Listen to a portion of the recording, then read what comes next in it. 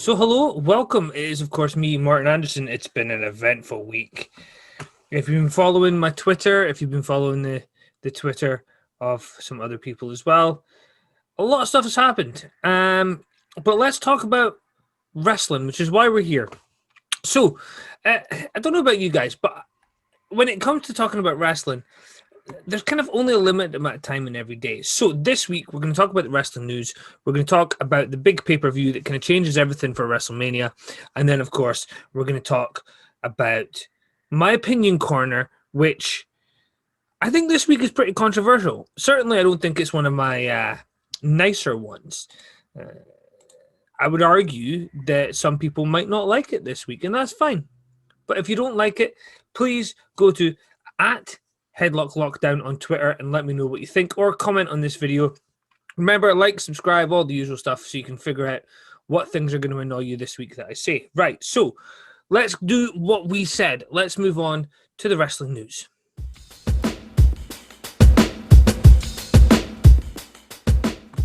Thankfully, we're going to avoid most of the bad stuff this week in terms of we're not going to be looking at what's happened with Progress. They've got some controversy because they had somebody as an agent backstage who was involved in the speaking out movement, and apparently he passed the vetting process. It's still an ongoing situation, so we're not going to comment about that beyond the fact that it's happening. We are going to look, however, at some of the other news stories this week, which are mostly fairly gentle. For a change. We did see Kenny Omega was discussing with TalkSport the AEW video game. He explained he's in contact with Ukes nearly every day about the game. There's been no release date set, although obviously they've scheduled it for 2022, and they think it'll be in Q1, which basically means before Easter, roughly. So it's an interesting time. Apparently, they're taking their time because they don't want to have a launch like Cyberpunk 2077. Which, by the way, if you ever played it, it was an awful, awful game. Even on the next-gen consoles, it sucked.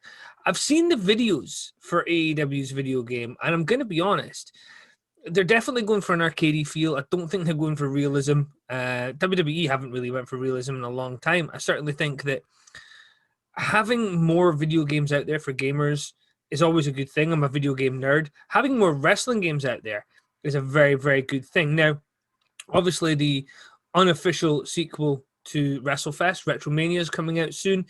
Dickey has WrestlingMania, Wrestling Empire, which has just come out on the Switch and other platforms. You have various other wrestling games that are coming out. There's quite a few on Steam and on PC and stuff that are coming out. So it's a good time to be a wrestling fan, particularly if you like video games. The thing with Kenny Omega and this is it's almost being portrayed like he is playing a massive role in this game. Likely, I wouldn't suggest he's having a massive role in the game, but if you can promote it by saying that your star does, then it's really interesting to actually see that coming across. Now, one of the things that's quite interesting, if you look at 2K20, Ukes leaving is the reason people think that the video game 2K20 from WWE actually sucked, because Ukes were the developers. And when is it Digital Concepts that came in, and they just didn't have enough time to get it ready. I mean, they should have just delayed it. If they delayed it and said, listen, we just want to make the game as good as we possibly can for the people who are going to be spending all their money on it, people wouldn't mind. But to release the game, they did. And I got it 2 months after it came out, and it was unplayable at times. Some of the bugs that were still in it 2 months down the line, and I went and played it just right before I got my PlayStation 5. It's still unplayable. I mean, this amount of time later, the graphics are horrible, and that's not on the developers so much. I mean, yeah, it's on the developers. They should have done a better job, but they should have had more time. They were in a position where they just didn't have the time to do it. I'm excited to see what's coming, and I know quite a lot of other people are excited to see what's coming as well. Now, let's move on from talking about video games. I know some of you are not video game nerds, and that's fine. Let's talk about a wrestling legend. Now, last week I said Terry Funk had asked you not to send autographs or requests for autographs.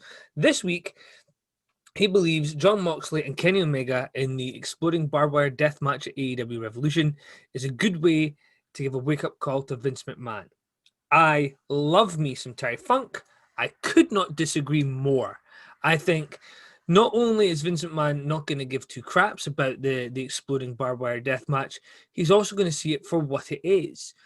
Bear in mind, this is the company that got fined for the last match these two guys had together. It's either going to be watered down, softcore, not quite what we think it's going to be, or the pay-per-view company are going to have to accept the fact that they were wrong last time and they look like idiots.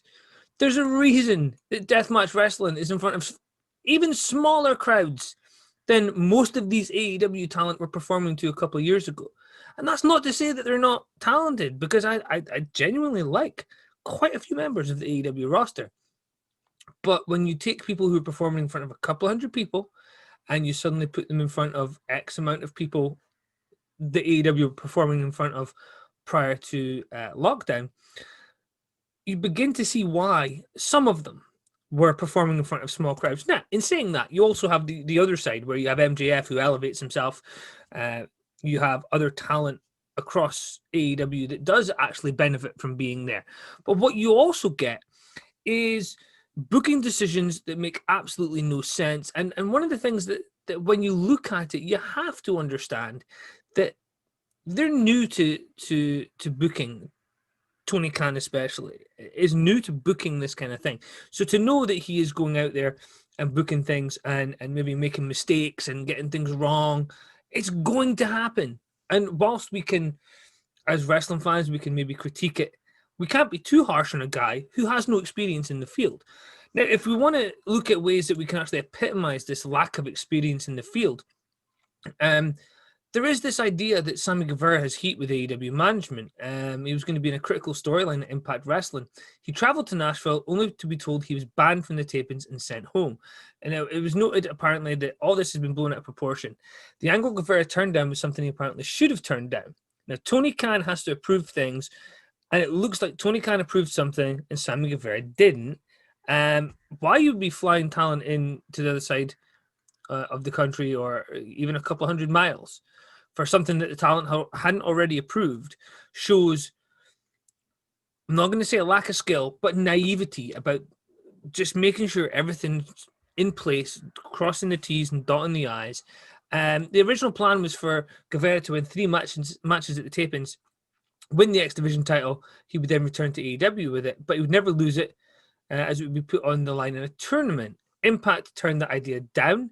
Impact was said to be mad over AEW sending talent over and working them into their creative plans, but then talent not agreeing to the plans. It seems that things have smoothed over between the two companies, and Guevara is expected to appear on Impact at some point. Yeah, it's a weird one. I mean, the way I look at it, Tony Khan should have cleared everything with Sammy Guevara, but should have also cleared everything with Impact Wrestling. It certainly demonstrates that Tony Khan still has a lot of work to do to get to a point where this alliance between all these companies is actually going to work. Now, let's move on to Heath Slater, who put up a video basically saying that he is badly injured. He's been out of action since the Collier Shot Battle Royal at Bound for Glory in 2020. So that's 3 months, roughly. And Heath took to Twitter to say he's getting a doctor to take care of everything on the 1st of March. Now, what is everything? He reveals he's got a torn abductor muscle, his abdomen wall is a tear on each side, his pubic bone has a hernia on each side, including a sports hernia on the left. Now, I'm going to assume, as an outsider, that the medical team at Impact Wrestling are not quite as good as they are at WWE. I'm going to assume that he's probably been carrying some form of this injury for a long time. And WWE, when they were having him work, were probably coaching him through some of these, treating him in ways that allowed these things to be worked around. The guys have been doing it for years. You read people's biographies from back in the day, and this is what they do. They work their ass off to ensure that they can still work. And Heath Slater is one who I could see just carrying on and keep working because, you know, he's got kids. But to hear that he's having to get all these things cleared up, at least he's getting them cleared up. I know the American system's a bit expensive, but seeing what Heath Slater is having to go through, I mean, it's a scary, scary time, and I'm not entirely sure that I'm happy with everything that's going on in Impact in terms of looking after talent. There's quite a few injuries that have been happening recently? And is that down to the medical team not being quite as good? Now, you don't hear so much about injuries in AEW. Now, they do happen. Obviously, injuries they're bound to happen. But when you look at it, there is a genuine problem, I think, at Impact. I say a problem. Perhaps it's just bad luck. The problem is there's this idea that wrestlers build up this tolerance to taking bumps, and now instead of building up those little calluses and being used to it, they're working maybe once a week. They're maybe pre-taping some stuff here and there. They're maybe not working for a couple of weeks at a time. Certainly AEW, they have guys coming in and out all the time.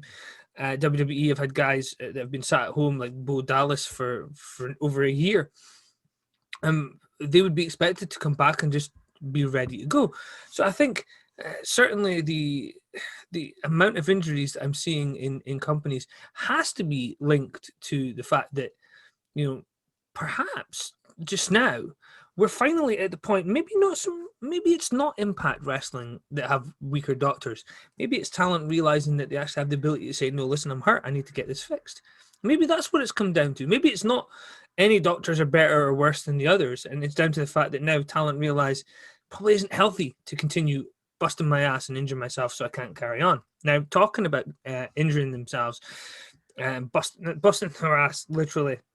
So on Monday, AEW tweeted out, Monday, that would be today, that Anna Jay is out of the AEW World Championship Eliminator Tournament, that of course being the 367th tournament that AEW have ran in 2021. But she is no longer in the tournament. She's going to get shoulder surgery, out for 6 to 12 months.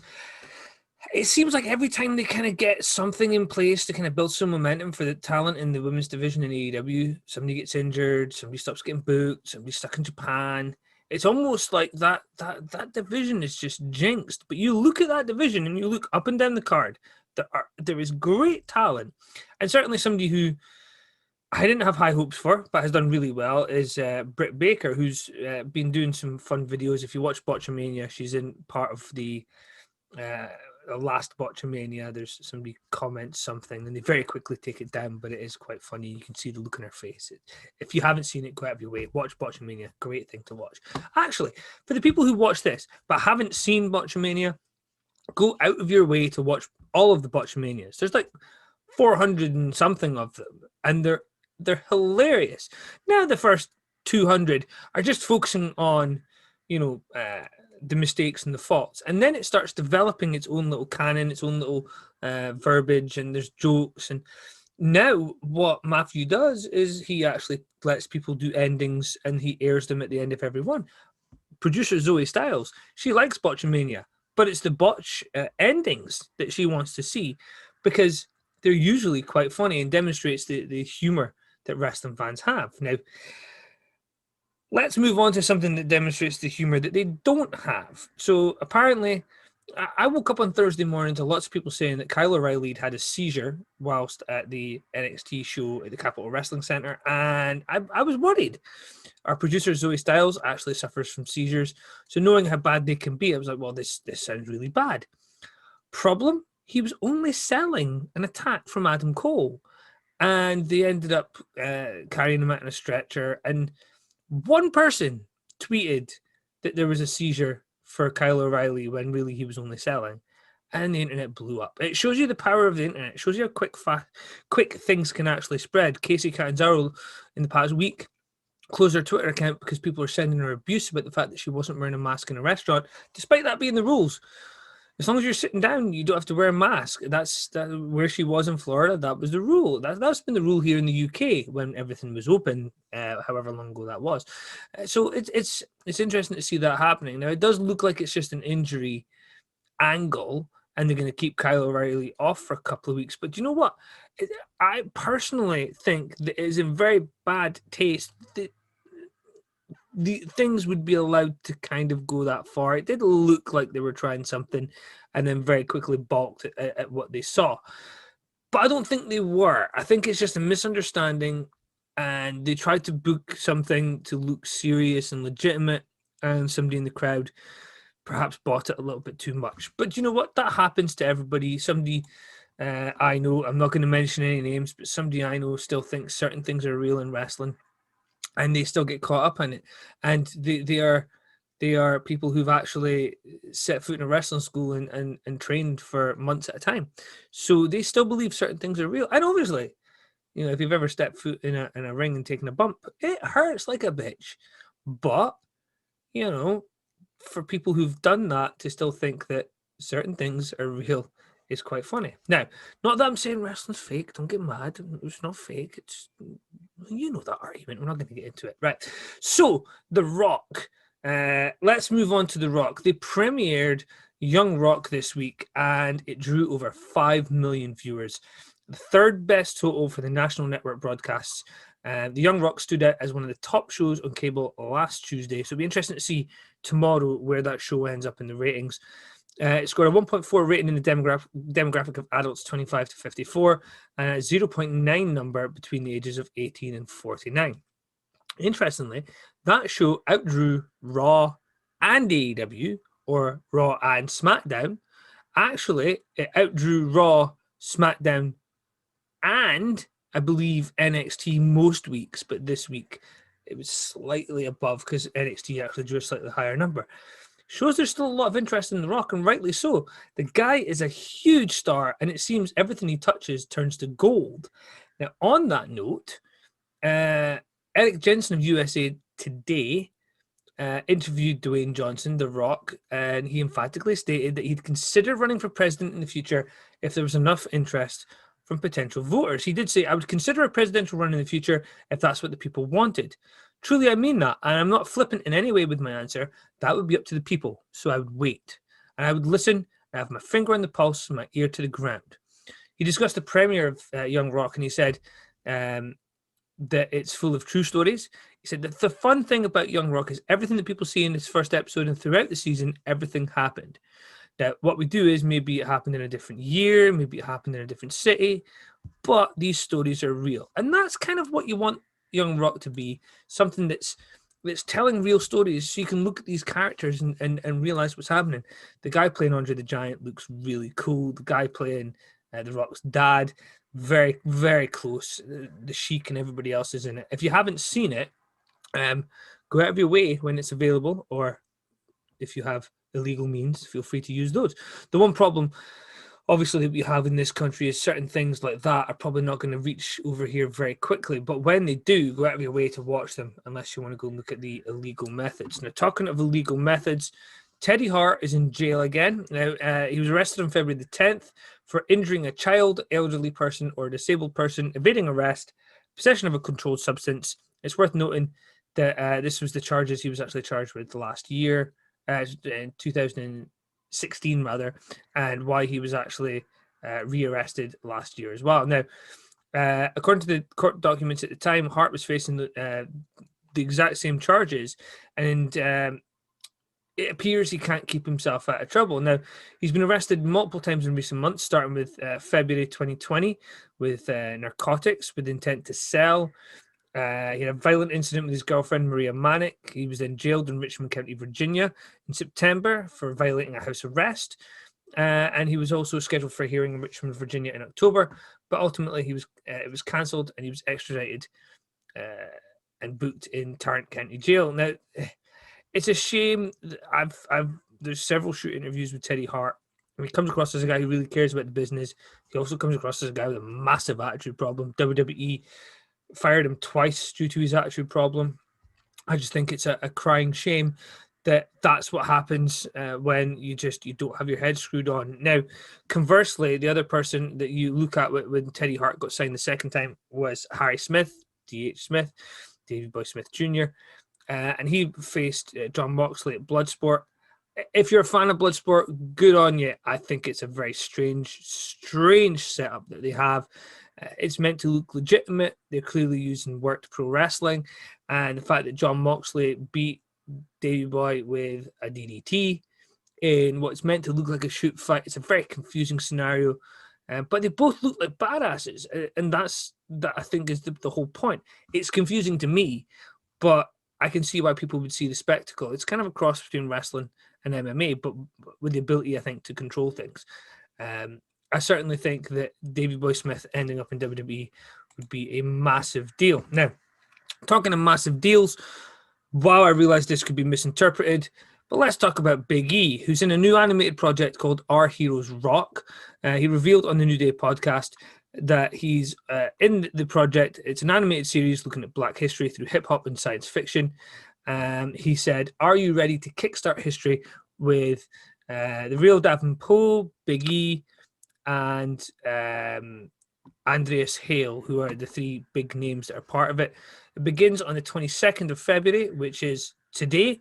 It looks kind of interesting. It looks kind of cool. It's going live on Kickstarter at some point today. So go out of your way to have a little look at that, and hopefully it's something that appeals to you, because I have a friend who basically said, "Well, do you know what? Black history isn't my history, so I'm not going to do anything with it." Well, actually, it's all history. The fact that they're calling it Black history doesn't exclude everybody else from being able to look at it. You can look at it. It's not going to hurt. Actually, you might learn something. It doesn't hurt to learn something. It might for some of you, but most sane people, it won't. Now, one of the things that's quite interesting is we constantly see people bitching about their spot. And with the amount of guys and girls that are on WWE's roster, it's really tricky to book everybody the way that they want to be. Murphy wrote, 3 years ago today, I debuted on 205 Live. It sparked my passion for wrestling again after I lost it. What's going to be my 205 in 2021? He was doing really well on Raw. Drafted to SmackDown seems like an opportunity to push him more. And all of a sudden, he's kind of lost in the shuffle again, much like several other people, including Aleister Black, who hasn't been seen on TV. And it just seems like such a waste to have these talents and not be doing anything with them. Now, Matt Riddle, who caused some problems with Goldberg, Brock Lesnar, and probably several other people, including Seth Rollins, he actually had some nice things to say about somebody. I know, I'm shocked. I'm not entirely sure where it comes from, but he did say on the Beltran, the Vince Vicente Beltran podcast called Vibe and Wrestling, that he thinks Parker Boudreaux has the hunger and presence to make it in professional wrestling. He said, "Parker seems like a young kid. He's hungry. He wants to sink his teeth into this. You know, he's making all the right moves in the sense that he's presenting himself to the world properly. Like I said, he seems hungry. He seems like he's trying to learn as fast as he can so he can be part of the show as fast as he can." This is the kind of person WWE really like. Parker Boudreaux, a very good athlete, a former UFC star, somebody who obviously will have a bright future in WWE if he can keep his head screwed on. And seemingly, he's very bright if he doesn't have the same attitude problems as Brock Lesnar had, which had him walking away and joining the NFL and New Japan and UFC and then returning to WWE. He could have a very, very productive career and make himself quite a lot of money. Now, anybody remember the electric chair segments from 2019? What's quite funny, Sami Zayn was talking about it this week with Sportskeeda, and he was talking about the fact that the electric chair segment was horrible. It was going really badly, and he thought, well, AEW is just starting up their TV show. Surely somebody in this crowd is going to ask that question. And apparently the questions were legit, but they were all very soft, the real questions that they wanted. So Sami Zayn kind of threw it out off the cuff just to see what would happen. Apparently, it got him into a little bit of bother, and he was actually saying that what they were going for was that it had a very risky, unpredictable feel to it. As I was out there, I was like, well, this doesn't have these vibes. These questions are too sterile.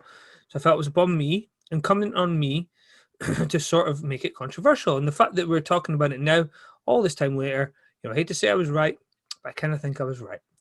Sami Zayn, even when he's trying to be out of character, is still in character. I think he got it right. That segment sucked. I remember watching it thinking, this is truly, truly horrible. Now, that's it for the wrestling news. We are going to have, of course, we're not going to talk about Raw, SmackDown, AEW, and all that. We're going to cover WWE with their pay-per-view, and then we're going to talk about Martin's Opinion Corner in a much shorter episode this week because, you know what? It's just been that kind of week.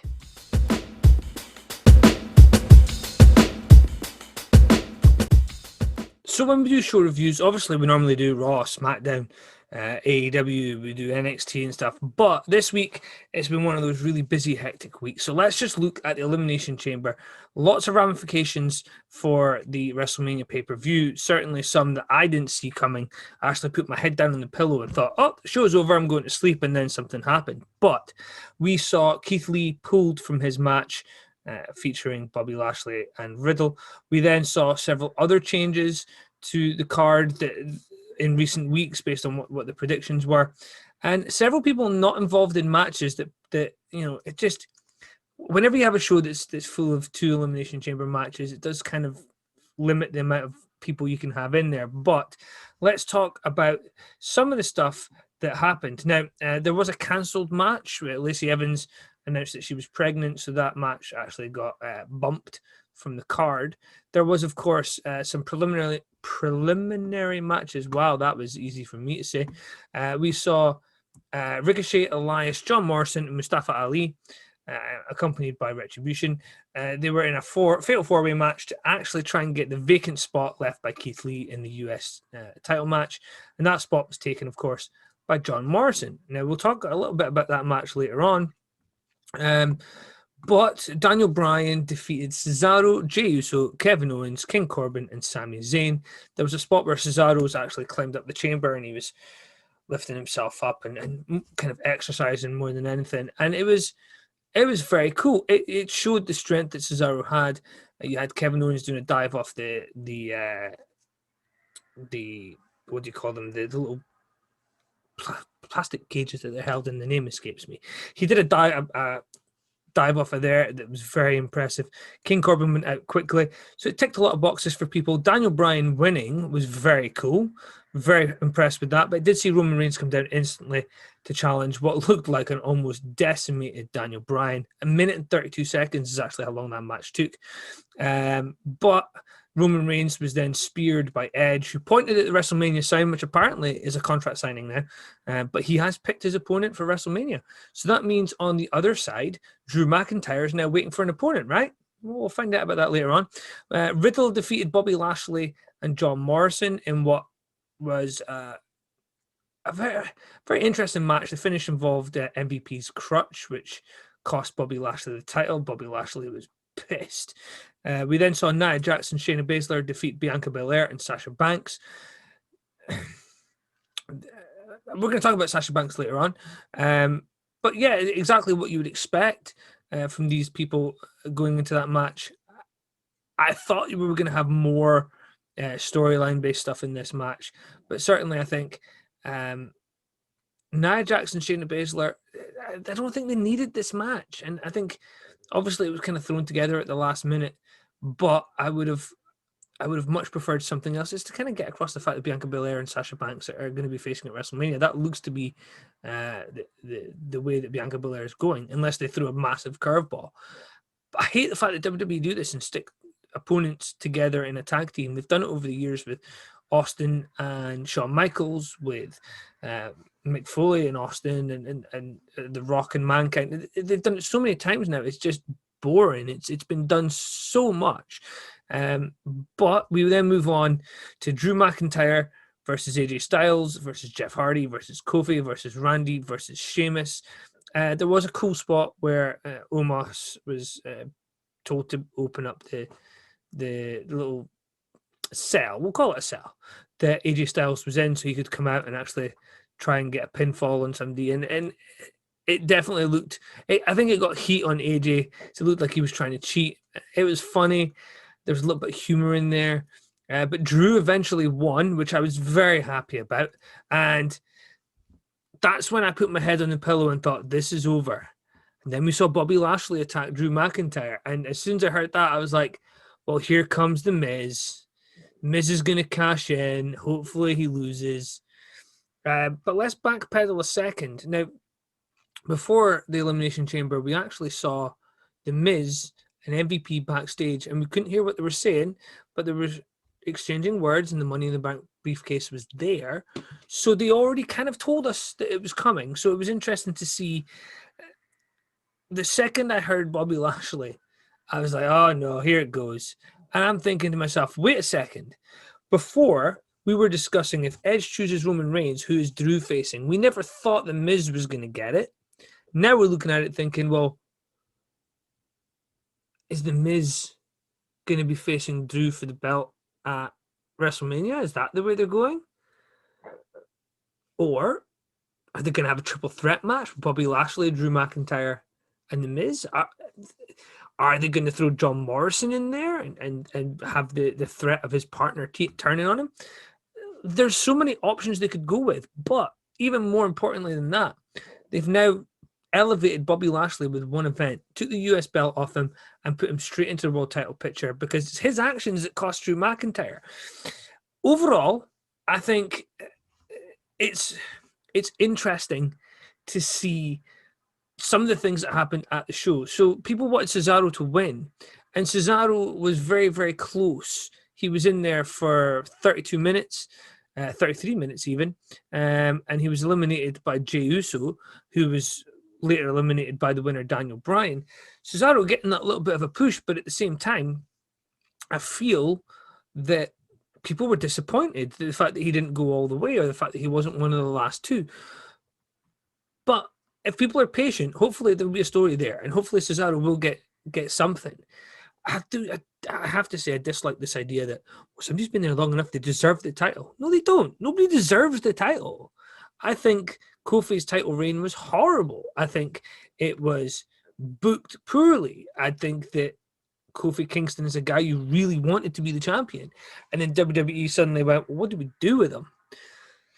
What do you do with a guy that size? And that's kind of a problem. When you look at the Raw Elimination Chamber match, the last person eliminated was actually AJ Styles by Drew McIntyre. And we thought we were going to get Sheamus, Drew McIntyre as the last two. I honestly think that you've now set up all these different opponents for Drew McIntyre, so that even now he's not the champion. He's got Bobby Lashley, Sheamus, AJ Styles isn't his biggest fan right now. So it does seem like a world of hurt coming down on Drew McIntyre. It's going to be interesting to see where he goes heading into WrestleMania. I think, obviously, the next pay-per-view, I think, is Fastlane. And I very much think that you're going to see Bobby Lashley versus Drew McIntyre there, possibly for the number one contendership against The Miz. WWE, what they normally would do is have them both disqualified, so The Miz could argue he doesn't have an opponent. What they do is all up in the air, but let's just see what they're going to do, because like everything, you just never know with Vince McMahon and WWE. I did say, there was somebody on Twitter said the other day, I don't know about you, but I just see Vince McMahon deciding to take the belt off Drew McIntyre. I was just like, I hope that is not the case. I really, really hope that is not the case. And then when it happened, it was 3 a.m, and I'm lying in bed thinking to myself, oh shit, what did they do now? Because this kind of sucks, giving it to The Miz, who's kind of been a mid-carder. And then I woke up in the morning and on the way to work, I'm looking on Twitter, and the reaction is exactly what Vince McMahon wanted. He wants people to think The Miz doesn't deserve it. He wants people to be divided on whether he should be the champion, because when somebody goes in against him, they're going to be rooting for them to take the belt off The Miz. It is actually possibly better than putting Drew defending the belt at WrestleMania. That's just my call. That's my take. For what my take is worth, I think The Miz is champion heading into WrestleMania. He did say he wanted one last run before he retired. This coincides with the return of Miz and Mrs. on the USA Network as well. So great branding opportunity for WWE, and obviously an opportunity for Vince and the WWE to shake things up a little bit and have some unpredictability, something which has been missing for a while. I know if the fans had been there in person, it would have been crazy. And even funnier when you see the picture of The Miz holding the belt for the first time. Behind him, everybody in the Thunderdome is doing this or this, because they just can't believe it happened. But whenever WWE have the money in the bank and it hasn't been cashed in, there's always a danger. As far as I'm concerned, this is possibly one of the best pay-per-views I've seen in a long time, because there wasn't really any matches that we really didn't want to see. Yeah, I think Nia Jax and Shayna Baszler's tag title defense probably could have survived without it. But this was a gimmick pay-per-view, and the longest match was only 34 minutes. The next one down was 31, and then 9 minutes. So there wasn't really a whole lot of wrestling on there. But WWE pay-per-views now, feature lots of adverts, feature lots of videos and pre-tapes and all this kind of stuff. But overall, I felt it went really well. It was, I'm going to be honest, I actually watched part of it with phone here whilst playing FIFA. So I was able to see the big things, and every time something big happened that I missed, I was watching the replay. And it was a great, great show. But for some reason, there's something with the online community that just really, really shit on everything Vince McMahon does. I personally think this is one of the best pay-per-views WWE have done in a while, and it should be, because you're leading into WrestleMania and you need to get things going for WrestleMania.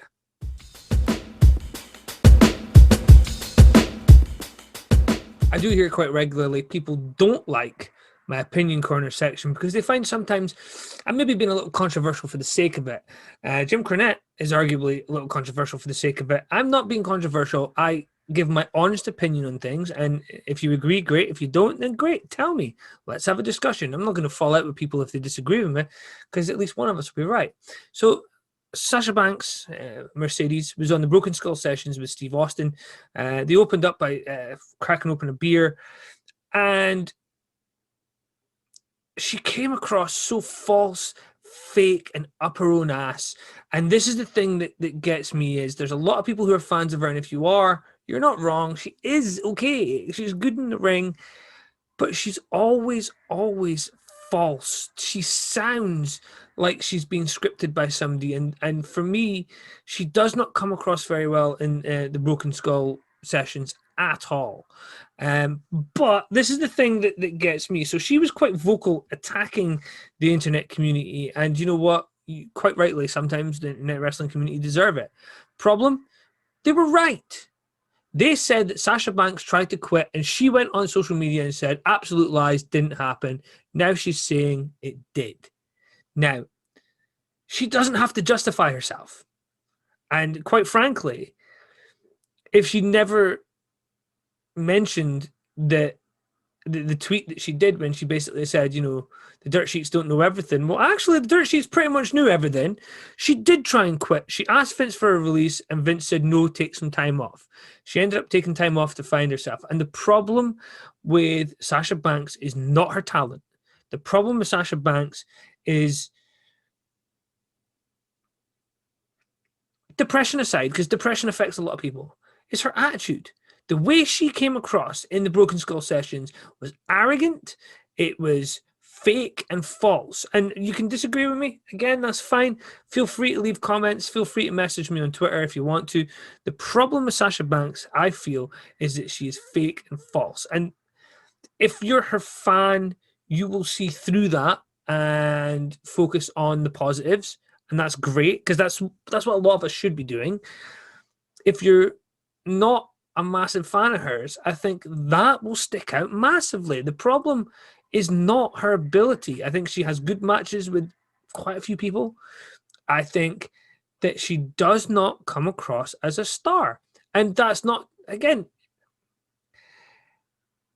she takes a great 8x10. She's a beautiful girl. That doesn't make her talented, though. But she is talented, if that makes sense what I'm trying to say. She is a beautiful girl. She is talented. Her attitude stinks. There's rumors that she lay on the floor all emotional and kind of almost acting spoiled. I don't believe those, because the person that comes across, she's meant to be out of character when she's being interviewed for Broken Skull sessions. The whole point is that you're not in character. Even Undertaker did it, and she's still giving one-liners and talking about the fact that she's the best in the world and stuff. And the problem is that I think she believes it, but she isn't the best in the world. And the problem for Sasha Banks is not that she has to justify herself to anybody, but she does. She told everybody she didn't try and quit. And she's admitted to Stone Cold Steve Austin, she did try and quit. And what's quite funny is, and by funny I don't mean humorous, I mean weird, is the fact that she went away to kind of tackle depression, which is a bitch. And if it affects you, then it changes who you are. The problem is that she said that she didn't know who she really was, and she couldn't see past the purple hair and stuff, so she let her hair go back natural. And there's several things that she did to try and kind of take control again. The problem, Austin said himself, this place can get to you, and Sasha Banks echoed that statement. They can get to you. The problem is she left after losing the tag championships, right? So that's a negative look, because it looks like she went home because she wasn't happy about losing the belts. And I suspect she was just tired, exhausted, and needed a rest. But the timing of it's all wrong. Now, this is around about the time where she asked for a release. The dirt sheets can kind of pick up on these things, and they kind of put two and two together, and they get half a story, and it can paint somebody into a really negative light. But what she did was she turned around and said, well, they're all lying. But now what you've done is you've actually told the dirt sheets, actually, I said you were lying, but you're right. So the next time she tells them that they're lying, well, she's lying because she already has. She's very talented, but for me, she's not likable. If you haven't seen the Broken Skull sessions, even if you have 5 minutes, watch the first 5 minutes and see how she comes across. She does not come across as very likable at all. And if you disagree with me, fine, please feel free to even say you want to come in and you want to tell me why she's likable and what's nice about her. Nice is the wrong word. I'm not saying she's not nice. I'm not saying she's a nasty person or a bad person. It's just like she's always on. She's trying to be a character, despite saying that she struggled to know the difference between her and the character, and that was really depressing. I think for me, if she's been able to identify the difference between Sasha Banks and Mercedes, then when she's being interviewed by Stone Cold Steve Austin, she needs to give that side of her. Show the real side, because I don't think for a second the way that she was speaking at various points during that interview. Now, she let her guard down, but at various points during that interview, it was almost like she was giving the answers she thought that Sasha Banks would give instead of the answers that Mercedes gives. Now, let me make it clear here, right? I'm not attacking her. I just think that she did a cooking show that was on the WWE Network, and she was not Sasha Banks. She came across well. She spoke differently to how she spoke in Broken Skull sessions. It was more natural. And I think there's this balance that people have to find. The old school people say to you, well, you have to stay in character all the time.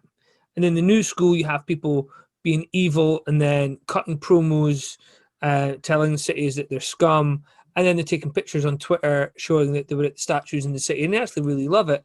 And some people find that causes a disconnect, whereas most wrestling fans now, believe it or not, are actually smart to the business.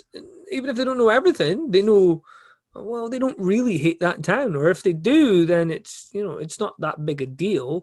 Everybody hates town. I hate Dundee, but I have reasons for hating Dundee. But I want to be clear. I'm not saying I hate Sasha Banks. What I'm saying is I dislike the fact that she came across really false in what's meant to be an out-of-character interview with Stone Cold Steve Austin. I think that the issues she had when she went away, much like many of us who suffer from depression, are probably still there, and she still wants to have that smoke screen up, and she wants to protect herself. And I can understand that, but at the same time, I think Sasha Banks needs to realize that, yeah, Stone Cold Steve Austin is interviewing Sasha Banks, but she needs to give Stone Cold Steve Austin Mercedes, because what she said when she went to take time off was she couldn't tell the difference between the two. So she needs to start separating the two. Otherwise, I've been there. Just to be clear, this is not attacking her. I think the longer you continue putting up that front, the harder it is to disassociate from that character and to become something that isn't constantly needing to be that character, which can be draining mentally. I don't think she's as big a star as she thinks she is. I think I'm not a massive Sasha Banks fan. But when she wrestles, you're not going to have a bad match. You're going to have at the very least a match that's watchable. I just think if we got to see more of her as the actual person, the boss character is great, but I would really like to see more of her. Like when Bayley turned and became almost a different person. But when she was the happy-go-lucky person, we kind of knew there was this side to her, and we never got to see it. And now she's probably somewhere in between the happy-go-lucky and the Bayley that we're seeing on TV. I think this is probably closer to what Bayley's actually like. And I know people are like, well, she's a heel now. Are you saying she's a bad person? No.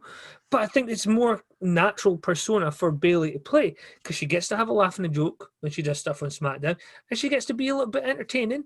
And we still get to see her being a heel, and she gets to show her ass and do all these things that kind of demonstrate she's not one-dimensional.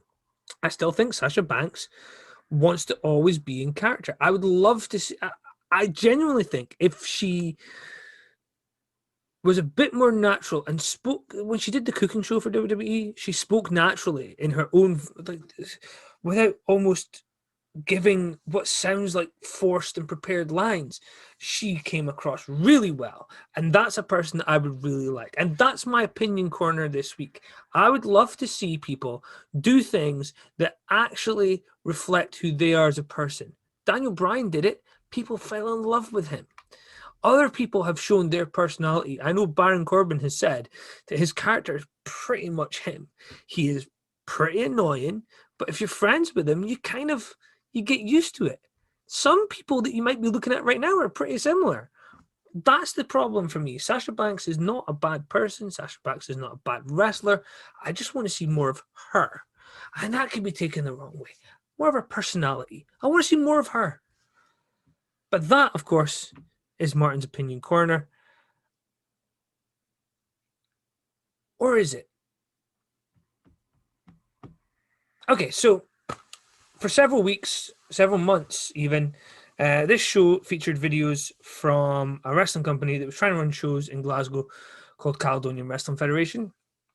And the person who was in charge asked me to put their videos on the show. They sponsored the show for a little bit. And basically, at one point, they asked me to help out. A mutual friend said that I had fun wrestling ideas and kind of put us together. And from day one, things were always kind of off, but you kind of want to believe that people are saying the right thing. But things like telling us buildings were booked when they weren't, they'd kind of not got permission, but they'd cleared things with other companies and we were okay to run that building. And they'd booked the building for a start, which was always a big one. I'm not going to name names, but obviously we'll talk about the story. The building wasn't booked, but talent was. We were told a ring was hired, but it wasn't. And then when obviously the company who normally run that area got wound up by it, there was some terse words exchanged between the promoter of CWF and SWA. The show was cancelled and the intention was to run again last year, but then the pandemic hit, so everything got kind of delayed. And then we got told that there was actually light at the end of the tunnel, and he was told that there was a date, an approximate date where you could start booking shows again, but obviously with the flexibility to delay if COVID was still around. So that's what happened. A date was booked, and I was asked to go and speak to various wrestlers who, by the way, to a man, every single one of them have been lovely. All the girls that I spoke to about working on the show, all the guys that I spoke to about working on the show, kind of told them the ideas that we were having, and they were excited, or at least that's what they were saying. They liked the ideas.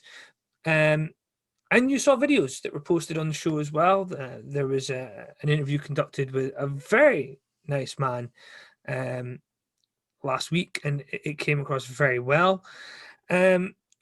To the point where I actually had discussions with another company about kind of not working with them so much as kind of, renting a ring from them, and we would be friendly because they weren't in Glasgow. They were outside of Glasgow. They didn't see us as any kind of threat.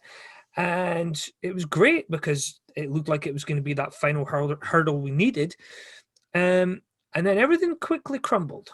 And when it crumbled, so basically we got a message saying that somebody was pulling out, but they didn't say why. And then within an hour, we got another message, somebody was pulling out, didn't say why. Then another person. And we're just sitting there and we're thinking, okay, something's happened. And then we start racking our brain. Do any of us have skeletons in our closet that we need to worry about that somebody's going to have found out and that's why they don't want to work with us? I'm thinking, well, I'm clean enough that I don't have to worry. I have an ex-wife. There was arguments, but beyond that, there's no criminality. There's nothing that I genuinely need to worry about. And then everything kind of started to make sense. I messaged one of the people who was the most vocal about telling people not to work with CWF, and got given a long list of things that had happened. And the person who was the promoter of CWF, if you've seen any of the shows, you'll know who he is. He had attempted to book buildings that other companies ran, and there's kind of an informal agreement in Glasgow and certain other places as well, where you don't run close enough to other people. But the promoter of CWF chose to try and run buildings that were previously run by other companies and were buildings they go to all the time, and tried to run next to one company's wrestling school. All stuff that the two people that were helping him didn't get told about. When we reached out to one of the people who was most vocal and we were handed this list, me and the person who were helping Stuart Murphy, basically we looked at the list and we're like, what the hell is going on? Not only did we find out that, yes, he had attempted to book buildings that the other companies were running regularly, which would obviously cause confusion. He had booked talent for show one, which, we reached out to them and they said, yeah, we were booked, but there was no venue booked. So the show couldn't have happened. There's also no ring. And obviously when we found that out, we were pissed, and it led to us asking questions about the show that we've been working towards doing in June. Now, the idea for the show in June was to do a tournament, crown a champion, and new. The problem was that people were under the impression that it was the people who were behind it were all kind of attacking other companies. Those attacks were kind of coming from Stuart Murphy. The problem is that I aired them on my show, and I have to accept full responsibility for the fact that they aired on this show, which I can't change that. But there were other things that were an issue as well. He posted a video basically saying that he was tired of the boys booking the boys and all the friends booking each other and stuff. And even if I can see an argument where the closed network of the wrestling business has led to some bad things happening and perhaps opening it up a little bit is a positive, that's not been handled in the correct way at all. There are ways and means to handle something like that it was worded in a way that it can only be seen as an attack. So by this point, bear in mind, promotions have now seen this man do attempts to run various buildings that they run. This man is now trying to book some of their trainees, and he's now trying to book talent that work with them. So quite rightly, they want to protect the people that they work with. And this is when somebody found a tweet that he had made, and it was stupid. It basically saying he was a backyarder and that he had no experience and he wanted promoters to book him. Now, I spoke to somebody who said, what promoter in their right mind is going to go out and seek a backyarder to come in and work their show? And you can see how that would piss people off. But that on its own is a stupid tweet. But with all the other stuff, that became a, right, do not work with these people. And the problem is, we were lied to pretty much from day one. We were told that there was venues in place. We were told that ring hire was in place, which we've since had it confirmed that ring hire was not there. We've had it confirmed the venue was not hired, and he knew the venue was not hired.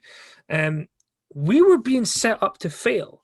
Worse was the fact that I was the one being asked to speak to all the talent. So I've messaged as many of the talent as I possibly can that were going to be working the show and apologized to them for my role, which was to try and book them on a show which we now know most likely wouldn't have happened. We did not know that it wasn't going to happen, but at the same time, the signs were there. We just didn't want to believe them. Every time something cropped up that was a worry, we also had the other side where we could actually go, yeah, but he said this and this actually happened. This isn't a massive expose on what happened. But the person who introduced me to Stuart Murphy is deeply concerned that we are not going to be friends anymore. And Stuart Murphy's the one that screwed up. He's the one that's pissed off promoters, and they're rightly pissed off. He's the one that lied to us constantly. He's apologized, but when somebody apologizes and you feel like they're apologizing because they got found out, the problem is I would rather find out now than find out on June 19th when that show was going to run.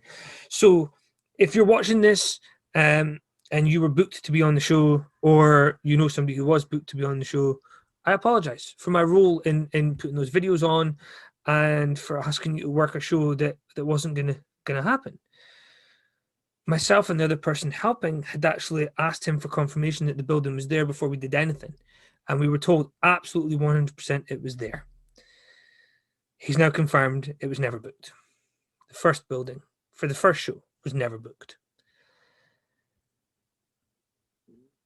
So you can imagine our frustration, because we thought we were helping to do things.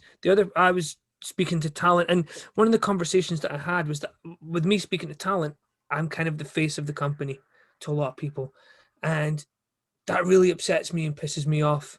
I don't mind being the guy who goes out and speaks to talent and says, well, this is the idea we have, this is what we want to do you have any ideas, which was the whole point. We wanted people to see that it wasn't just a case of this is what we want to do, we're going to pay you to do it. So this is our idea, can you make it better? What can we do here that would make it better?